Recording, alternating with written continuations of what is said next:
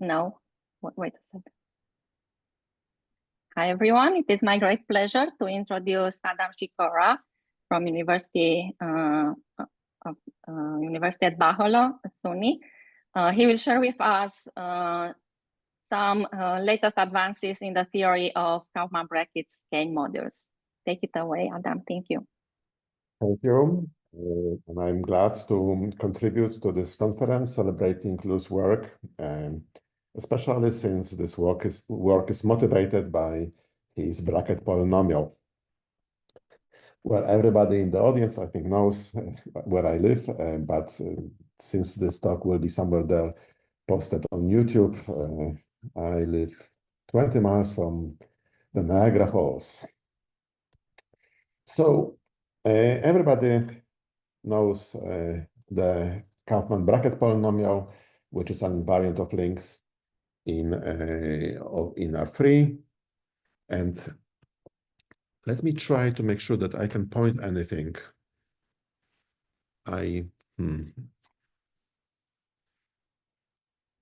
Unfortunately, I don't know how to point things on the screen. Let's see. Maybe this will help.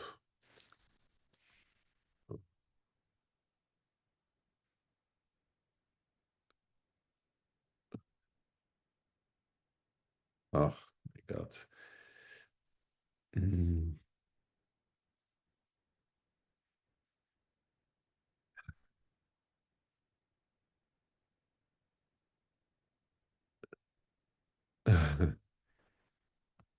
Well, maybe I can't point things on the screen.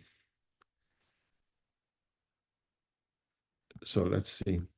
Oh, okay. I can only use some kind of pen here. So yes, the talk is motivated by the bracket polynomial, which is invariant of framed links, as I think everybody knows.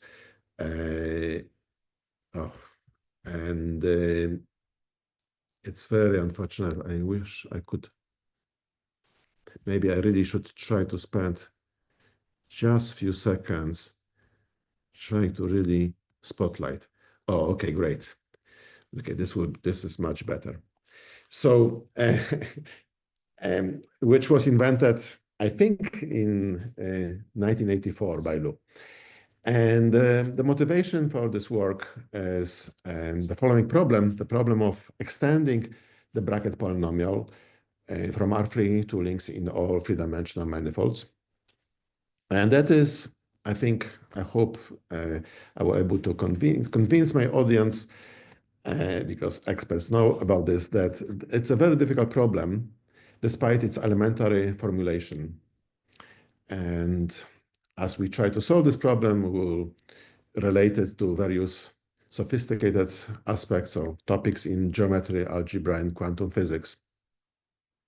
So the most natural way to approach this problem is by taking the most general setup in which you have some commutative ring R with invertible element A, for example, Laurent polynomials, and then consider for a given three-dimensional manifold M its Skein module, which is the space of all R linear combination of links in given manifold M, subject to the Kauffman bracket Skein relations.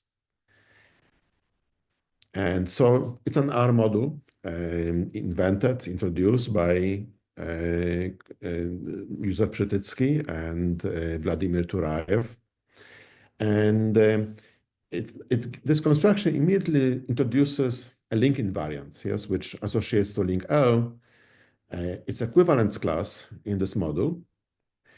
And now we can restate the existence and uniqueness of the Kauffman bracket to saying that the Skein module of R3 or AS3 is infinite, well, it's cyclic, it's free cyclic, generated by the empty link. So it's convenient to allow empty link of zero components among all those links in M. So we we shifted the difficulty here in answering to this problem, in solving this problem, to the problem of computing the Skein module for all three-dimensional manifolds. And yeah, it is a challenging problem because the Skein module is given by an unwieldy infinity of links subject to equally unwieldy infinity of Skein relations, which do not have really a nice algebraic description. I should add, however, that current work in Skein modules is also motivated by the rich theory of those Skein modules and ramifications to other areas of mathematics.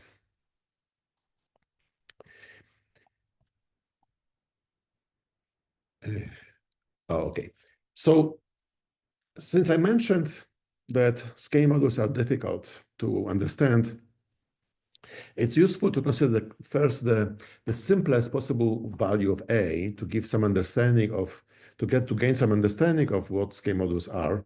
And the simplest value are plus minus 1. And in this case, the Skein relation has this form. And if you rotate those pictures 90 degrees, then you get this relation. So it means that in the Skein module as invariant of links is terrible for plus minus 1 because it doesn't detect crossing changes. It really detects at most homotopy types of links. But then expected benefit of this is that now we can define the product of links in Skein modules. And the product of two links is just a union of those two links, any disjoint union, and it doesn't matter which disjoint union you take because you can make crossing changes. So this turns out to be now with this product a commutative algebra, and it's a natural question to ask what algebra is that. And there's an old theorem of Józef Przytycki and myself, and its version by Bullock up to nilpotence, which answer that, which says that for complex numbers, a Skein algebra, the Skein module of M with this product is really the coordinate ring of SL2C character variety of M, and which is thought as an algebraic scheme, possibly unreduced algebraic scheme. But for those who are unfamiliar with those fancy words, in simplest terms, character variety of M is just a space of representations of pi1 of M into SL2C considered up to conjugation, up to action of SL2C by conjugation. This turns out to be natural and algebraic set, but it has this little bit more fancy structure, which results in possibility of nilpotence in this coordinate ring.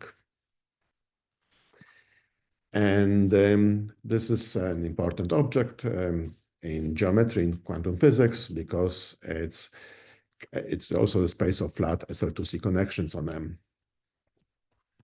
And of course, it also plays an important role in Euler-Shailen theory. So all of this means that Skein modules of manifolds can be thought as quantizations or Q deformations of character varieties, of coordinate rings of character varieties. And knots in manifolds correspond to trace functions. So a knot K represents certain loop gamma in M and corresponds to a trace function sending rho to the trace of rho of gamma.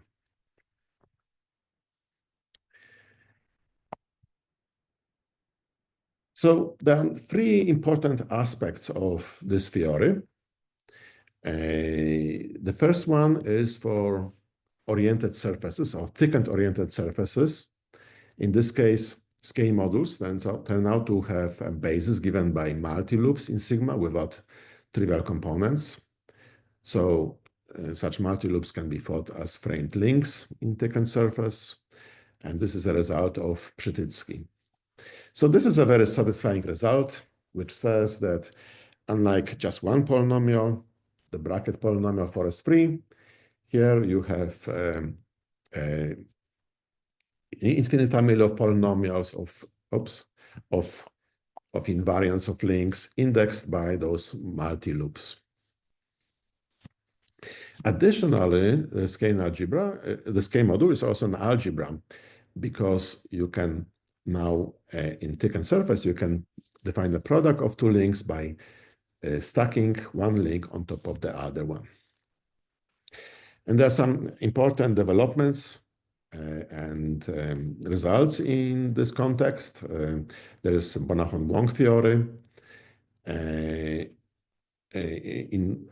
Well, maybe I should start by saying that I just mentioned that Skein modules of manifolds are quantizations of character varieties. So it's natural to expect that this Skein module will be a quantization of Teichmüller space of sigma. And in fact, this was the subject of work of Bonahon-Wong, who developed a quantum Teichmüller space theory for those Skein algebras and related them to Teichmüller spaces of Kashayev and Chekhov through the notion of the quantum trace. Then there is another important aspect that is of Müller, who established the structure of quantum cluster algebras on Skein algebras. I don't have time to go into the details of this theory, but these are rich structures with many important properties like positivity property. And then another important aspect of this theory is that of stated Skein algebras, which were introduced by Tang Lem, and they allow for links with ends, so with arcs, with ends in the boundary of surfaces, and which are stated by signs plus or minus. So one of the main benefits of this construction is that they have nice properties with respect to cutting surfaces. They are a little bit like homology theories. And even in the simplest case, when the surface is a Bigon stated Skein algebra, it has very interesting structure. It turns out is the quantum group OQ-SL2, or perhaps more precisely, the Hopf algebra, which is dual to the quantum group UQ-SL2.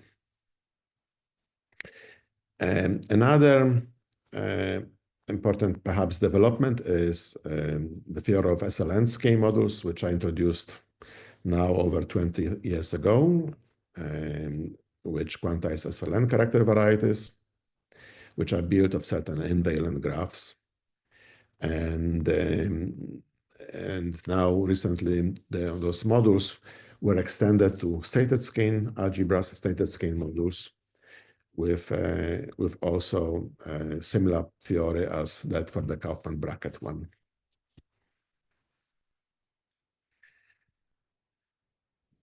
Moving on, and I forgot how to move. Oh, here it is. So I mentioned three main aspects of this theory. So the second aspect is, I will maybe mention briefly, is that of knot complements, and there is something called Q-holonomicity theory of Color-Jones polynomials developed by Garofalidis and Lam, and it's related to the Skein modules of knot complements. And there is a result of Lam, and I guess of his student, Anh Tran, who computed Skein modules of two-bridge link complements. They proved that they are free of infinite rank. And in fact, they are just most trivial quantizations of the coordinate rings of the character varieties. Perhaps I can mention that the first result in this direction was by Doug Bullock, who computed Skein modules of complements of 2, 2n plus 1 torus knots. But finally, I want to move to the third important aspect of the theory of Skein modules, and that is for closed manifolds. And the simplest such manifolds, other than S3, are length spaces, and there is old result by Jim Hoster and Józef Przedycki, who computed Skein modules for length spaces, and for the length spaces, the Skein modules are free of this rank, and for the space S2 cross S1, they're actually sum of infinitely many cyclic modules with lots of torsion. But the reason this theory is interesting for closed manifolds is an observation or a conjecture, perhaps, as far as I understand it, by Edward Witten a few years ago, who suggested that Skein modules with coefficients in Laurent polynomial, in rational functions in A, should be state spaces of Kapustin-Witten of quantum field theory, which is some topological twisting version of super Young-Mills theory. And I'm not sure this is mathematically precise statement, but a statement that idea would imply that there should be an invariant of four-dimensional manifolds with values, so four-dimensional manifolds M with values in Skein modules of their boundary with coefficients in this field. And in particular, in this context, Witten conjectured the following statement, that for every closed manifold M, the dimension of the Skein module is with coefficients in the field, C of A, is finite. It's a very surprising result because, as I mentioned earlier, Skein modules quantize character varieties, which are often infinite for three-dimensional manifolds. And I'm going to comment about this in a moment, comment more about it in a moment. But let me add another tantalizing recent development. Budozaid and Manolescu introduced recently a framed version of SL2C floor homology. So I guess maybe the most important part here is that it's a SL2C, not SU2 version of floor homology, which is some very fancy theory of homology theory with groups which are graded. And Ganigan, Jordan, and Safronov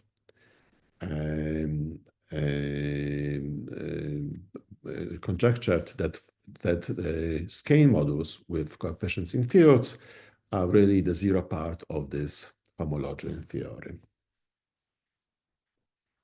Actually, I don't remember if I mentioned that. Yeah, I think I mentioned that this conjecture of Witten was proved by those three authors, Ganigan, Jordan, and Safronov. And in fact, let me maybe comment about this because the proof of this result is very non-trivial. It uses higher category theory and theory of D modules and holonomic systems.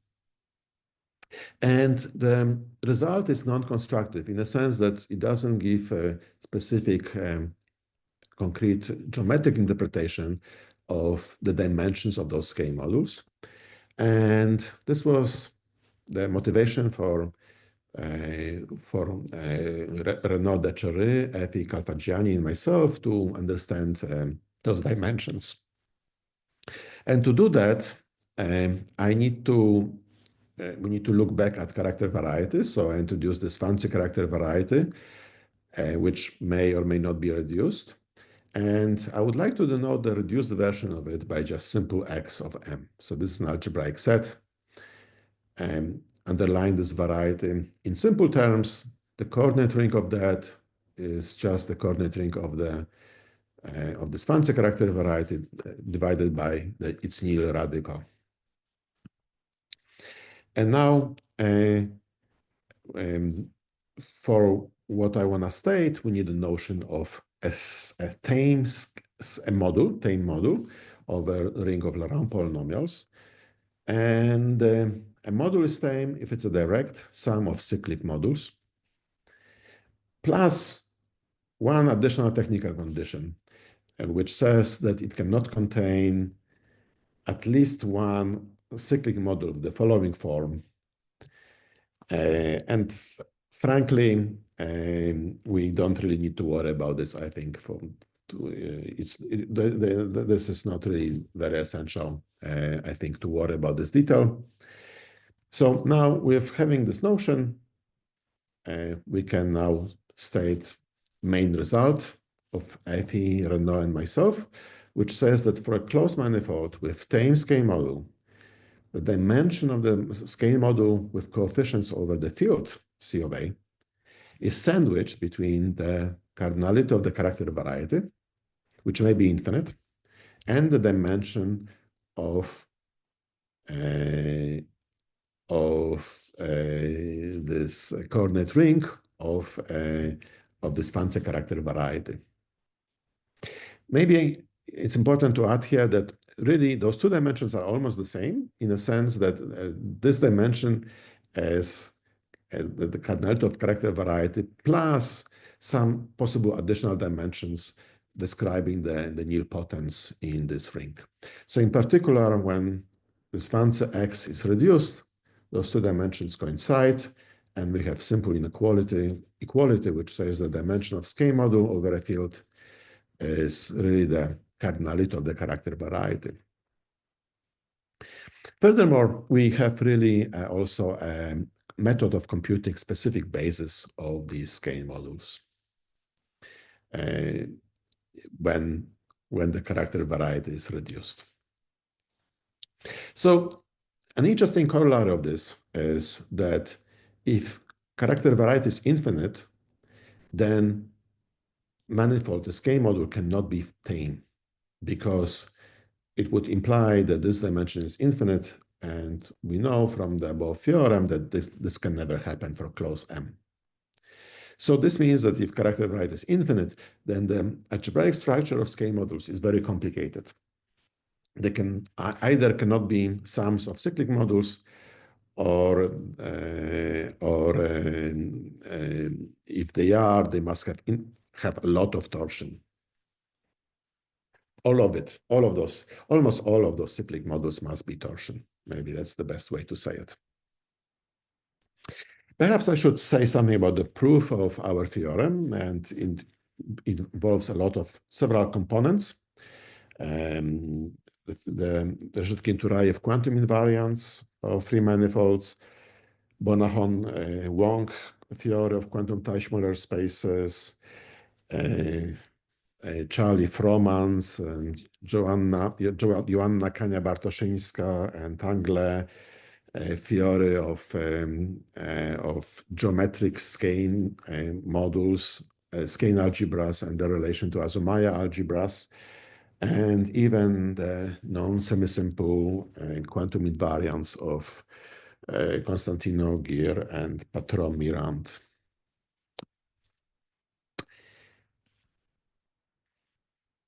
So this theorem, which, as you remember, assumes that Skein module is tame, leads to a question: when does it happen? And so we have a conjecture which says that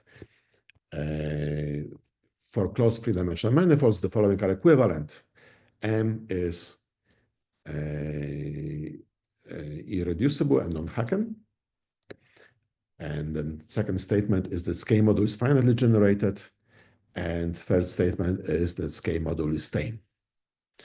And this is closely related to an old conjecture of Przydycki, who was conjecturing that for irreducible and non-Haken manifolds, the Skein module should be free. But the reason we formulated in this way is because we can prove it for all Seifert manifolds. So in particular, if you have irreducible non-Haken Seifert manifold, and then Skein module of it is tame, and so we have this inequality of the dimension. Well, we have those lower and upper bound on the dimension of the Skein module over a field. And to make the value of the dimension precise, we need to prove that a character variety has no nilpotence. And in fact, all irreducible non-Haken cipher manifolds have fiber space S2 with at most 3 exceptional fibers. And we proved that if the slopes of those exceptional fibers are such that Q1, Q2, Q3 are coprime, then in fact the character variety is reduced. And so we know precisely the dimension of the Skein module. And in fact, we have explicit formula for this dimension in terms of those P's and Q's. And in other direction, we studied surgeries on 2, 2n+1 torus knots. And we proved that for all such surgeries, except for PQ equals 0 and for n, and for all surgeries on figure 8 knot, except for PQ, P by Q being 0 or 4, the Skein module is attained and the character variety is reduced. So consequently, we also have a specific value. We know that the dimension of character variety, we know that the dimension of the Skein module over a field of coefficients is precisely the number of SL2 characters of M. And by the way, surgeries on figure 8 are described here, are the first examples of hyperbolic manifolds for which Skein modules have been computed. And finally, we have a non-triviality result, which says that for rational homology spheres, Skein modules over field of coefficients have at least dimension 1. And so they are non-trivial. And it's a non-trivial problem, an unknown open problem, whether the same holds for other 3 manifolds. So I discussed several recent advancements in the field of Skein modules. However, I don't claim that they are entirely comprehensive. For example, I didn't discuss the related Skein lasagna modules and some other more technical new developments. But I think I will stop at this and thank the audience.